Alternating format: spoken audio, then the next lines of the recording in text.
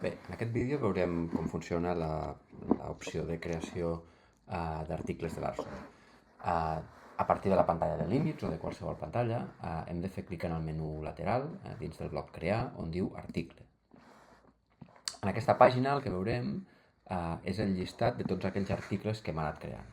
Aquí podríem buscar articles, escrivint el nom, o bé podríem filtrar-los segons l'estat, si estan en esborrany, a la cua, processant, finalitzat o error. Normalment tots els tindrem finalitzats o processant. També tenim un paginador per veure articles anteriors.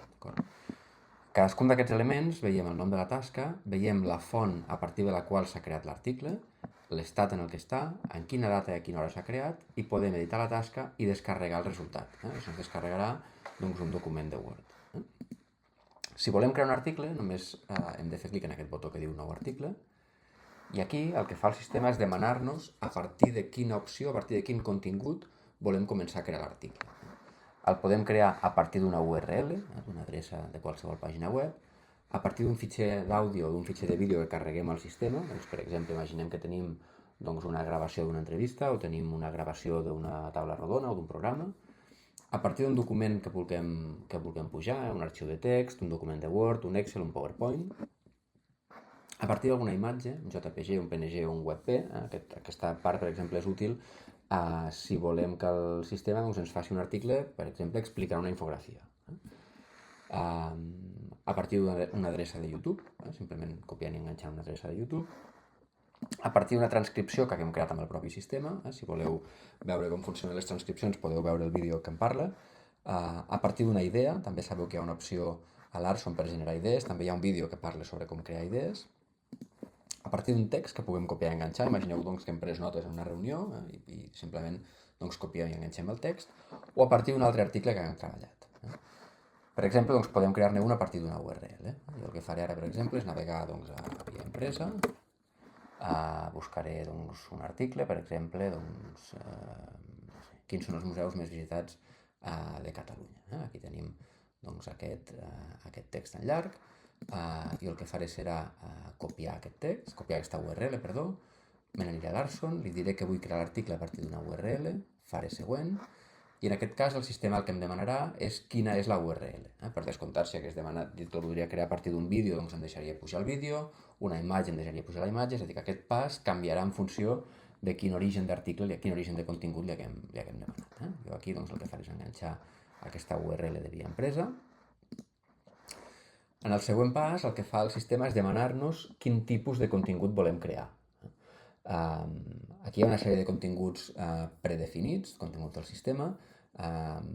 Si voleu crear-ne de nous, ens podeu contactar i se'n poden crear de nous. Però aquí tenim una crònica esportiva a partir d'una retransmissió, en aquest cas no aplica, però imaginem que tenim una gravació d'un partit i volem que el sistema ens faci un esborrany d'una crònica esportiva. Un informe de notícies, un perfil d'una persona, una entrevista, un article d'anàlisi, un resum, un listicle, un article en forma de llista, una ressenya, una guia pràctica, una nota de premsa, una cobertura d'un esdeveniment, una taula rodona, cobertura d'esdeveniment esportiu, un public reportatge, si volem que tingui un to més comercial, un explainer o smart brevity, aquests són són tipus d'articles pensats per Google Discovery, o un article d'expert. Jo en aquest cas, per exemple, li diré que vull un listicle, un article en forma de llista. Si faig següent, el sistema ens demanarà el nom de la tasca. Aquí, museus més visitats d'on eren? De Catalunya. Aquest nom de la tasca és un nom intern, simplement és perquè la puguem identificar al llistat que hem vist abans. De totes maneres, aquesta opció, que diu utilitza el nom de la tasca com a títol de l'article, el que ens permet fer és precisament això. Jo aquí podria titular la tasca d'una manera pròpia o periodística. Si fes clic aquí, el sistema el que farà serà canviar la manera com escriu l'article perquè tingui sentit segons el titular. És a dir, que podem influir amb l'estil, amb la visió o amb com es tracta la informació en funció de com titulem si marquem aquesta opció. Jo ara mateix la deixaré desmarcada. Després podem demanar-li l'idioma, tot i que l'article d'origen en aquest cas estava en català, el podríem crear en qualsevol idioma. Jo el deixaré en català. Aquí podem marcar els caràcters que volem que tingui l'article. Aquesta mida és aproximada.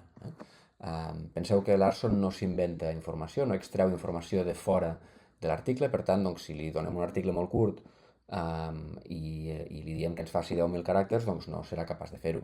En aquest cas, per exemple, el listicle és un resum, en certa manera, és una enumeració, per tant, si ara li diem que en faci 2.000, doncs és possible que en faci menys. No obstant això, encara que el sistema doncs, pugui fer-ho, veureu que no és exacte, és a dir, pots fer-ne 1.900 i escaig, 2.100, perquè el que fa el sistema doncs, és apropar-s'hi al màxim. Si volem que ens generi text SEO o text per xarxes socials, doncs podríem marcar aquestes opcions. En el nostre cas això es tractarà en vídeos separats, d'acord? Premem generar, si us hi fixeu doncs es posa la cua, ara ja s'ha començat a processar i en uns instants doncs, haurà acabat i tindrem l'article. Ja acabat, aquí veiem les notificacions, les podem tancar, si no al cap d'uns segons es tancaran soles. Entrem dins de la tasca i aquí el que tenim doncs, és l'article.